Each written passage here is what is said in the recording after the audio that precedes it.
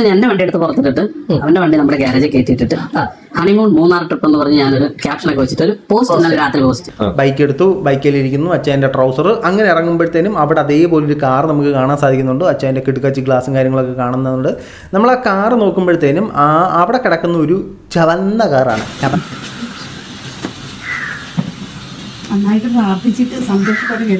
അപ്പോഴും ഒരു ചുമന്ന കാറ് കിടപ്പുണ്ട്. പക്ഷേ ഇതിൻ്റെ ആ വീൽ കപ്പ് നിങ്ങളൊന്ന് നോക്കുക. ഇനി ആ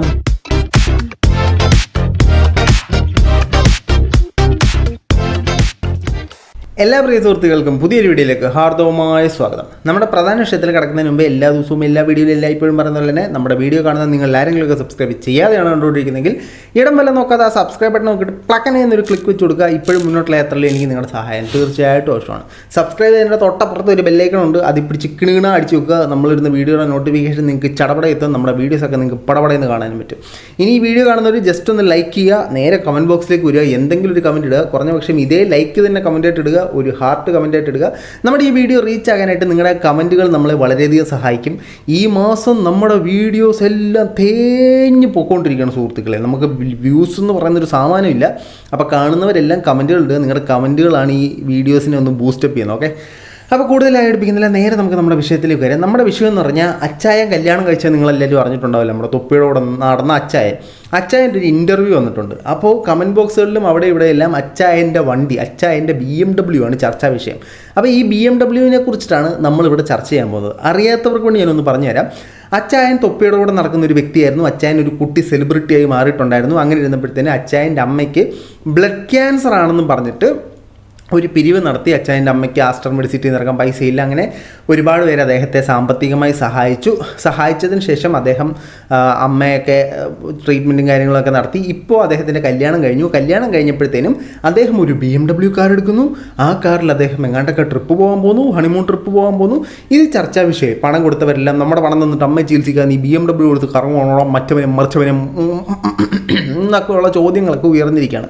അപ്പോൾ ഈ വണ്ടിയെക്കുറിച്ചാണ് നമ്മൾ സംസാരിക്കുന്നത്. അതേസമയം അച്ചായൻ്റെ അമ്മയ്ക്ക് ബ്ലഡ് ക്യാൻസർ ആണെന്നാണ് ഈ വന്ന് അച്ചായന് വേണ്ടിയിട്ട് പണം അഭ്യർത്ഥിച്ച ഇൻഫ്ലുവൻസേഴ്സ് എല്ലാവരും പറഞ്ഞത്. പക്ഷേ അച്ചായൻ ഒരിടത്തോരും അമ്മയ്ക്ക് ബ്ലഡ് ക്യാൻസർ ആണെന്ന് പറഞ്ഞിട്ടില്ല. ഈ ജാങ്കോ സ്പേസി വന്ന ഇൻ്റർവ്യൂവിനകത്ത് അച്ചായൻ പറയുന്നുണ്ട് അമ്മയ്ക്ക് ന്യൂമോണിയയുടെ തുറക്കുമായിരുന്നു, പെട്ടെന്ന് വയ്യാതായി അഡ്മിറ്റ് ആയെന്നൊക്കെ പറഞ്ഞു. അപ്പോൾ ഈ ബ്ലഡ് ക്യാൻസർ അവിടെ പോയത് ഇത് അത് ആ ടെക്നിക്ക് എനിക്ക് മനസ്സിലായില്ല. ഇനി എൻ്റെ തെറ്റാണെങ്കിൽ നിങ്ങൾ കാണുന്നവരെന്നെ തിരുത്തുക.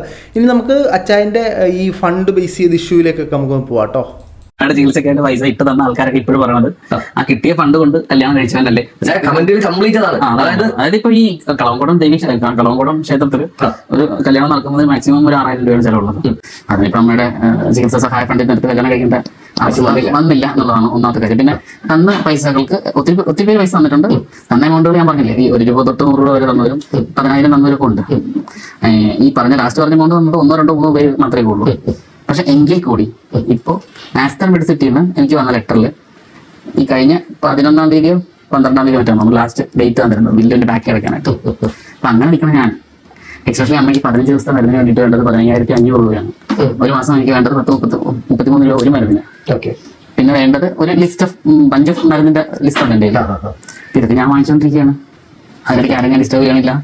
പിന്നെ ഒരമ്മ ആശുപത്രിയിൽ അഡ്മിറ്റായി പോയി എന്ന് പറഞ്ഞിട്ട് പിന്നീട് അമ്മയുടെ മകന് ജീവിക്കണമെന്നുണ്ടെങ്കിൽ മറ്റുള്ളവരുടെ ഒരു ദയാദാക്ഷിണ്യം വേണമെന്ന് പറയുന്നത് ശഠിക്കുന്നതൊക്കെ വൃത്തിയാണ്.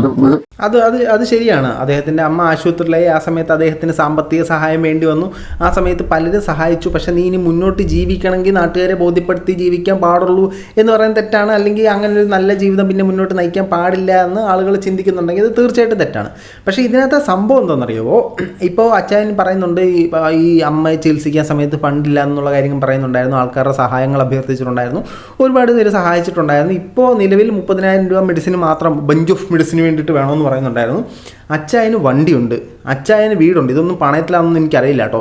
അപ്പോൾ അച്ചായന് ഫണ്ട് റോള് ചെയ്യാൻ പറ്റുന്നൊരു സാഹചര്യം ഉണ്ടായിരുന്നു. ഈ പറഞ്ഞ തൊപ്പി സഹായിച്ചോ ഇല്ല അത് നമ്മളെ ബാധിക്കുന്ന പ്രശ്നമല്ല, അതെന്തോ ആവട്ടെ.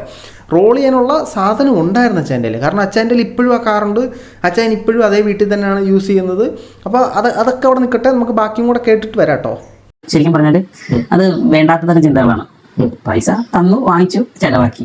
അതിനുശേഷം ഞാനത് തന്നത് നീ ഇങ്ങനെയാണോ ചെയ്യുന്നതെന്നൊക്കെ ചോദിക്കുമ്പോഴത്തേക്ക് ശരിക്കും പറഞ്ഞാൽ എനിക്ക് എന്നോട് തന്നെ ലജ്ജ തോന്നുന്നുണ്ട്. കാര്യം ഇങ്ങനത്തെ സിറ്റുവേഷനിൽ നമ്മൾ അങ്ങനെ ചോദിക്കാൻ പാടില്ലായിരുന്നു.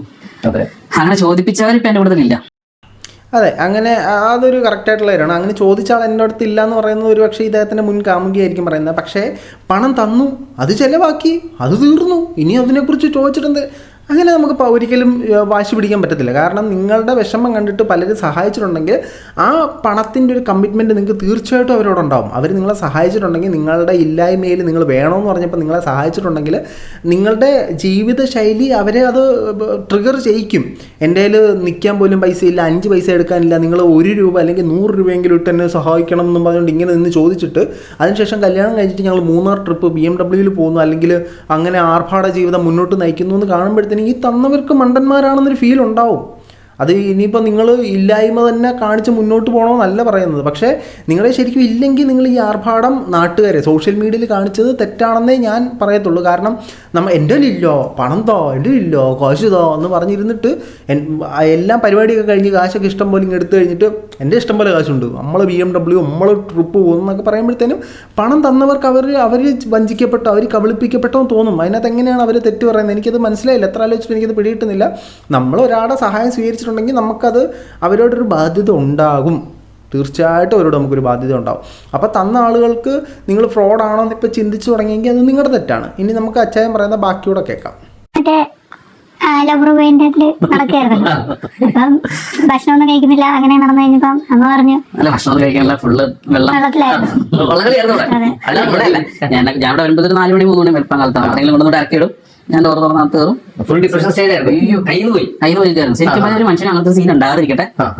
ഇപ്പം ശരിക്കും പറഞ്ഞാൽ ഏകദേശം കാര്യങ്ങളൊക്കെ ബ്രോയ്ക്ക് അറിയാൻ പറ്റുമായിരിക്കും. അറിയാം കാരണം നമ്മൾ വ്യക്തമായിട്ട് ഈ കഥകൾ ഒരു ഇന്റർവ്യൂ കൂടി സംസാരിച്ചാൽ എനിക്കറിയാം എന്തായാലും നിങ്ങളുടെ ബോണ്ടിക്കുന്ന കാര്യങ്ങളൊക്കെ അറിയാം. പക്ഷെ എന്ത് പറ്റിയെന്ന് എനിക്ക് ഞാൻ ഈ പബ്ലിക്കിനോട് പൈസ ചോദിച്ച ദിവസം മുതലാണ് എൻ്റെ മിസ്സായിക്കൊണ്ടിരുന്നത്. കയ്യിൽ പൈസ ഇല്ലാതെ വന്നപ്പോഴാണോ? തീർച്ചയായിട്ടും ബ്രോ.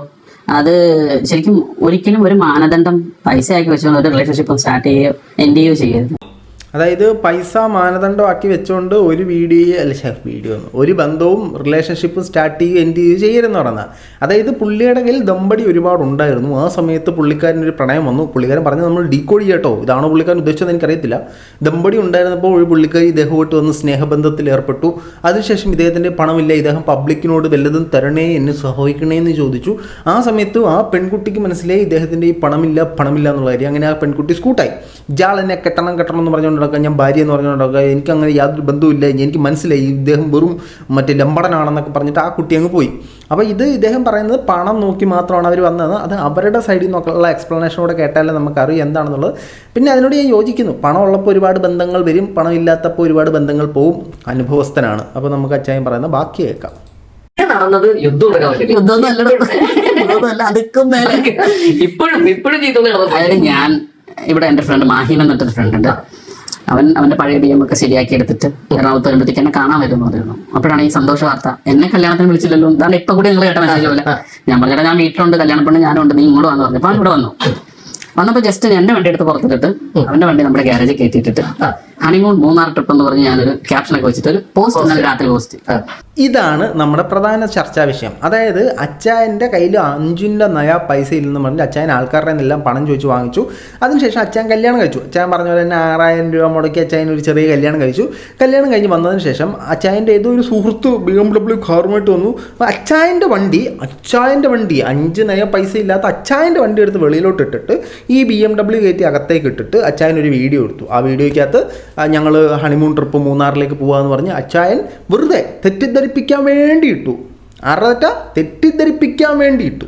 അപ്പം നാട്ടുകാർ തെറ്റിദ്ധരിച്ചു. അപ്പോൾ ഇവൻ പെട്ടെന്ന് BMW എടുത്തു, അങ്ങനെ ഇങ്ങനെ എന്നുള്ള കാര്യങ്ങളൊക്കെ പറഞ്ഞു. ബാക്കി കേട്ടിട്ട് വരാം. എന്റെ പൊന്നു അച്ഛനെ, ഈ രോദനം എന്ന് പറഞ്ഞില്ലേ, അതാണ് കമന്റ് ബോക്സിൽ മൊത്തം. രോദനം. കാര്യം ഇങ്ങനത്തെ ഒരാളെ കിട്ടിയെന്ന് പറയുമ്പോഴത്തേക്ക് ഇങ്ങനത്തെ ഒരാളെ ഉദ്ദേശിക്കുന്നത് എന്താണ്? എൻ്റെ പൊന്നച്ചായ, ഈ രോദനം എന്ന് പറയുന്നത് ഇങ്ങനത്തെ ഒരാൾക്ക് ഇങ്ങനൊരു കുട്ടിയെ കിട്ടി എന്നുള്ളതിൻ്റെ രോദനമല്ല. നിങ്ങൾ 19 വയസ്സുള്ള പെങ്കൊച്ചിനെ കിട്ടുക, 65 വയസ്സുള്ള ഗേൾസിനെ കിട്ടും, നമുക്ക് ആർക്കും ഒരു പ്രശ്നമില്ല. ആൾക്കാരുടെ രോദനം എന്ന് പറഞ്ഞാൽ ഇവൻ്റെ കയ്യിൽ പൈസ ഇല്ല എന്ന് പറഞ്ഞിട്ട് നാട്ടുകാരുടെ നോക്കും പൈസ പിരിച്ചിട്ട് ഇവൻ BMW നടക്കുന്നു, ഇവൻ മൂന്നാർ പോകുന്നു, ഇവൻ ലക്ഷറി ലൈഫ് ജീവിക്കുന്നു. ഇതാണ് ആളുകളുടെ രോദനം. അതായത് ഞാൻ പണം തന്നു, എന്നെ തെറ്റിദ്ധരിപ്പിച്ച് അവൻ പണം മേടിച്ചിട്ട് അവൻ ആർഭാട ജീവിതം നടക്കുന്നു. ഞാൻ എൻ്റെ പേഴ്സണൽ ആവശ്യത്തിന് വെച്ച പണം എടുത്ത് അവന് കൊടുത്തിട്ട് അവൻ ആർഭാട ജീവിതം നയിക്കുന്നു, ഞാൻ അവന് കൊടുത്തുകൊണ്ട് കിടന്ന് നിരങ്ങുന്നു. ഇതാണ് രോദനം. അല്ലാതെ അച്ചായന് നല്ല പെണ്ണിനെ കിട്ടിയതിൻ്റെ രോദനമൊന്നും ഇവിടെ ആർക്കുമില്ല. നമുക്കിനി നേരെ ഈ കാറിൻ്റെ സീനിലേക്ക് വരാം. ആദ്യം നമുക്ക് ഈ അച്ചായനിട്ട ഈ BMW അച്ചായൻ എവിടെ മൂന്നാർ ട്രിപ്പ് പോകാന്നുള്ള കാറിൻ്റെ റീലൊന്ന് കാണാം. സൗണ്ട് വെക്കത്തില്ല കേട്ടോ, സൗണ്ട് വെച്ചാൽ കോപ്പറേറ്റ് അടിക്കും. BMW കാറാണ്. അച്ഛൻ അയ്യോ എന്നൊക്കെ കാണിക്കുന്നു, ഭാര്യയെ വിളിക്കുന്നു. തണ്ട BMW കാറ് തിരിഞ്ഞ് കിടക്കുക കേട്ടോ, ഫ്രണ്ട് വെളിയിലേക്ക് ഫേസ് ചെയ്തിട്ടാണ് അച്ഛൻ്റെ കാറ് കിടക്കുന്നത്. അച്ഛൻ്റെ വീട്ടിൽ കിടക്കുന്ന BMW കാർ കിടക്കുന്നത്. അച്ഛൻ്റെ വീട് നല്ല വലിയൊരു സാമ്പത്തിക ഭദ്രതയുള്ള ഒരാളുടെ വീട് പോലത്തെ വീടാണ്.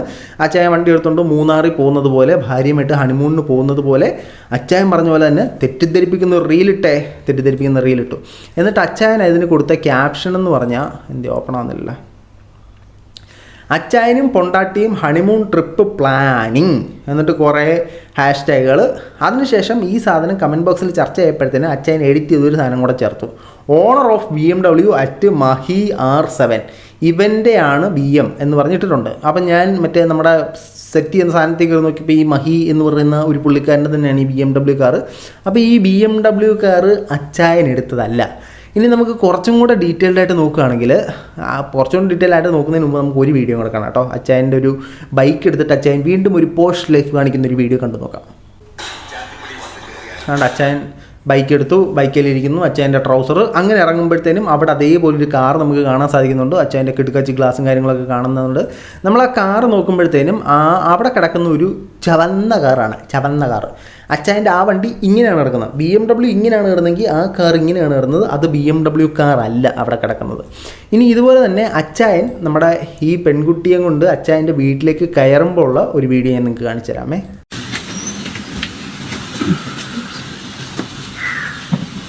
നന്നായിട്ട് പ്രാർത്ഥിച്ചിട്ട് സന്തോഷപ്പെടുക കേട്ടോ.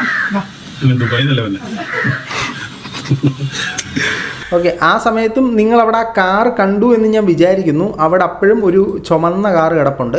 പക്ഷേ ഇത് ആ BMW അല്ല കേട്ടോ കിടക്കുന്നത്. കാരണം ഇതിൻ്റെ ആ വീൽ കപ്പ് നിങ്ങളൊന്ന് നോക്കുക. ഇനി ആ BMW വീൽ കപ്പ് ഞാൻ കാണിച്ചു തരാം.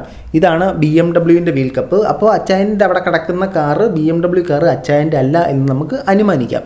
പക്ഷേ ഇതിനകത്തൊരു പ്രശ്നം എന്താണെന്ന് അറിയുമോ, അച്ചായന് എൻ്റെ 5ൻ്റെ പൈസ എടുക്കാനില്ലെന്ന് പറഞ്ഞിട്ടാണ് അച്ചായൻ വീഡിയോ ഇട്ടുന്നതും പബ്ലിക്കിൻ്റെ മുമ്പ് വന്നതെല്ലാം. പക്ഷേ അച്ചായൻ സോഷ്യൽ മീഡിയയിൽ കാണിക്കുന്നത് ഞാൻ വളരെ റിച്ച് ലൈഫാണ്, ഞാൻ വളരെ പോഷ് ലൈഫാണ് ജീവിക്കുന്നതെന്നാണ് അച്ചായൻ കാണിക്കുന്നത്. പക്ഷേ സാമ്പത്തിക ബുദ്ധിമുട്ട് പറയുമ്പോൾ മാത്രം എൻ്റെ കയ്യിൽ പൈസ ഒന്നുമില്ല, ഞാൻ എന്ത് ചെയ്യണമെന്നറിയത്തില്ല. അതിനുശേഷം റീൽസിലേക്ക് വരുമ്പോൾ യോ മച്ചാ I have a card, I have BMW ആ ഒരു വൈബിലാണ് അച്ചായൻ പോകുന്നത്. അതെന്താണ് സെറ്റപ്പ് എന്ന് എനിക്ക് മനസ്സിലായില്ല. നമുക്കില്ലാത്തപ്പോൾ നമ്മൾ എന്തിനാണ് ഈ ഉണ്ടെന്ന് അമിതമായി കാണിക്കുന്നത് എനിക്ക് മനസ്സിലാകുന്നില്ല. എസ്പെഷ്യലി നമ്മൾ പബ്ലിക്കിൻ്റെ നിന്ന് എൻ്റെ പൈസ ഇല്ലെന്ന് പറഞ്ഞ് പൈസ വാങ്ങുമ്പോഴത്തേനും അവർ നിങ്ങളുടെ കുറച്ച് കാര്യങ്ങളിൽ ഇടപെട്ട് തുടങ്ങും. ഞാൻ പൈസ തന്നിട്ടുണ്ടെങ്കിൽ, ഞാൻ നിങ്ങളെ സഹായിച്ചിട്ടുണ്ടെങ്കിൽ അത് എന്താണെന്ന് അറിയണം എന്നൊരു ഫീലിംഗ് ഈ തന്ന ആൾക്കുണ്ടാവും. അതിനാളെ ഒന്നും തെറ്റു പറയാൻ പറ്റത്തില്ല. സോ അച്ചായനപ്പോൾ ഓൾറെഡി ഒരു ക്യാറുണ്ട്. അച്ചായൻ താമസിക്കുന്ന അത്യാവശ്യം നല്ല റിച്ച് ആയിട്ടുള്ളൊരു വീട്ടിലാണ്. അച്ചായൻ്റെ അമ്മയ്ക്ക് ബ്ലഡ് ക്യാൻസർ ആണെന്നാണ് പബ്ലിഷ് ചെയ്തവരെല്ലാം ചെയ്തിരുന്നത്. പക്ഷേ ഈ ജാങ്കോ സ്പേസിൻ്റെ ഇൻ്റർവ്യൂ വന്നപ്പോഴത്തേന് അച്ചായൻ പറയുന്നത് ന്യൂമോണിയ ആയിട്ട് ശ്വാസം മുട്ടല എന്നൊക്കെയാണ്. ഇതിനകത്ത് ശരി, ഒന്നെങ്കിൽ അച്ചായൻ വളരെ നിഷ്കളങ്കനാണ്, ഇതെല്ലാം നമ്മുടെ തെറ്റിദ്ധാരണയാണ്. അല്ലെങ്കിൽ ഈ അച്ചായൻ വളരെ പഠിച്ച ഒരു ആക്ടറാണ്. ഇതെന്താണ് സംഭവം എന്ന് എനിക്ക് മനസ്സിലായില്ല. നിങ്ങൾ മനസ്സിലായവരെല്ലാം കമൻറ്റുകളായി രേഖപ്പെടുത്തുക. എന്തിനാണ് ഇങ്ങനെ തെറ്റിദ്ധരിപ്പിക്കുന്നത്? ആദ്യം ഇട്ടതിൽ തന്നെ BMW എൻ്റെ നല്ല ഷോ കാണിക്കുക എന്ന് പറഞ്ഞിട്ട് കമൻറ്റ് ഇട്ടിരുന്നെങ്കിൽ ഈ പരിപാടി അവിടെ തീർന്നു പോകാൻ. കമൻറ്റ് ബോക്സിൽ മൊത്തം പൂരത്തെറിവുകളാണ്. നിനക്ക് പൈസ തന്നത് മോശമായി പോയെന്ന് തോന്നുന്നു, നിനക്ക് എന്തിനാണ് ഞങ്ങൾ പൈസ തന്നത്, നിൻ്റെ പൈസ ഞങ്ങളുടെ പൈസ കൊണ്ടാണോ നീ ഇതാക്കുന്നതെന്ന്. അതിന് നിങ്ങൾ കുറേ കാലം കേൾക്കേണ്ടി വരും. മേ ബി ജീവിതകാലം മൊത്തം കേൾക്കേണ്ടി വരും എന്നുള്ള കാര്യം മനസ്സിലാക്കുക. അല്ലെങ്കിൽ മറ്റെന്തെങ്കിലും ഇപ്പോൾ ഇൻ്റർവ്യൂ കൊടുത്തപോലെ കുറച്ച് നന്മമരം കളിച്ചാൽ ചിലപ്പോൾ ശരിയാവും. മറ്റേ മുൻ കാമുകിയെക്കുറിച്ചൊക്കെ പറയുന്നുണ്ട്. ഒറ്റ ദിവസം കൊണ്ട് ഒരൊറ്റ രാത്രി കൊണ്ടാണ് ഈ പെൺകുട്ടി അച്ചായൻ കൺവിൻസ് ചെയ്ത് കല്യാണം കഴിച്ചത്. അച്ചായൻ്റെ ടാലൻറ്റ് നിങ്ങൾ കണ്ടില്ലെന്ന് വെക്കരുത്. അതാണ് എൻ്റെ സ്കില്ല്. നിങ്ങൾ ആ ജാങ്കോ സ്പേസിൻ്റെ ഇൻ്റർവ്യൂ കണ്ടു വെക്കുക. ഈ ആങ്കർ പൊളിയാണ് കേട്ടോ. ജാങ്കോ സ്പേസിൻ്റെ ആങ്കർ പൊളിയാണ്. നമുക്ക് നമ്മുടെ മലയാളത്തിന് ഇപ്പോൾ നല്ലതെന്ന് പറയാൻ പറയാൻ 3-4 ആങ്കർമാരേ ഉള്ളൂ. അതിലൊരു ബെസ്റ്റ് ആങ്കറാണ് ഇദ്ദേഹം. എനിക്ക് ഇദ്ദേഹത്തെ ഭയങ്കരമായിട്ട് ഇഷ്ടപ്പെട്ടു. ഇദ്ദേഹം അലൻ ജോസിൻ്റെ ഇൻ്റർവ്യൂ എടുത്തപ്പോഴും പൊളിയായിരുന്നു. അച്ചാനെ നിങ്ങൾ പൊളിയാട്ടോ. നിങ്ങളുടെ ചോദ്യത്തിൽ നിങ്ങളൊരാൾക്ക് കൊടുക്കുന്ന റെസ്പെക്റ്റിൽ ഐ എം ഇംപ്രസ്ഡ്. അപ്പോൾ ഇതാണ് നമ്മുടെ ഇന്നത്തെ വീഡിയോ. അച്ചായൻ്റെ ജീവിതം യാഥാർത്ഥ്യമോ അതോ മിഥ്യയോ നിങ്ങൾക്ക് തോന്നുന്നത് കമൻറ്റ് ചെയ്യുക. മറ്റൊരു വീഡിയോ ആയിട്ട് വന്നേരെ.